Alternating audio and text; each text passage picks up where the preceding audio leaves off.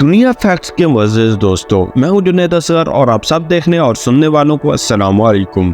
दोस्तों, आज हम बात करते हैं कि साइंस, डॉक्टर्स और उलमा के नज़दीक सूरज और चांद ग्रहण के दौरान हमला ख़वातीन पर मनफी असरात मुरतब होते भी हैं या नहीं, इसमें कितनी सच्चाई है और सूरज ग्रहण के क्या नुकसानात हैं, और 8 अप्रैल को सूरज ग्रहण कब होगा और कहां कहां होगा, क्या सूरज ग्रहण पाकिस्तान में भी होगा या नहीं, चले जानते हैं इस वीडियो में तफसील के साथ।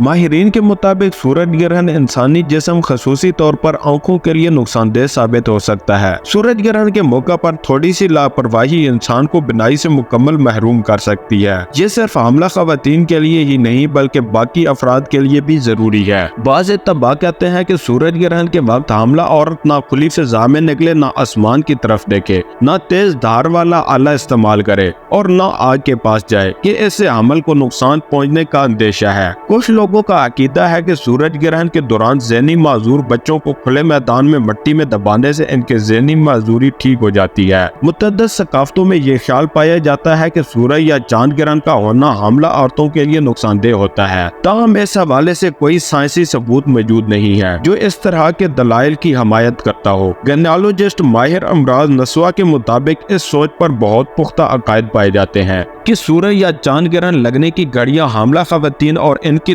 दुनिया में आने वाले बच्चों के लिए मनहूस या खतरनाक साबित होती हैं। माहिरीन का कहना है कि ये तो हम परस्तों की जानिब से खुद से गढ़ी हुई बातें हैं जिनका सच्चाई या साइंस से कोई ताल्लुक नहीं है और न ही इन बातों की तारीख से भी कोई मिसाल मिलती है। ये सिर्फ कदीम जमाने के लोगों की पुरानी दास्तान है। इसके अलावा माहिरीन का कहना है कि साइंसी एतबार से दौरान सूरज और चांद ग्रहण के हमला ख़वातीन के लिए कोई मखसूस तदाबीर या एहतियात की जरूरत नहीं है। माहिरीन अमराज नस्वा के मुताबिक साइंस और डॉक्टर्स इस बात को हरगिज नहीं मानते कि सूरज या चांद ग्रहण के दौरान ख़वातीन को घर या कमरे के अंदर रहने, छुरी या कैंची से किसी चीज को काटने, चहलकदमी करने और सोने से परहेज करना चाहिए। माहिरीन का ये भी कहना है कि चांद और सूरज ग्रहण के दौरान ज़चगी के दर्द, लेबर पेन पर भी कोई मनफी असरात मुरतब नहीं होते। उलमाए किराम का कहना है कि चांद ग्रहण और सूरज ग्रहण की वजह से आम इंसानों या हमला ख़वातीन पर मुख्तलिफ किस्म के असरात पड़ने से मुतल्लिक जितने भी मन गढ़ंत वहम और वसवसे अवाम में मशहूर है, इनकी शरीयत में कोई असल नहीं है।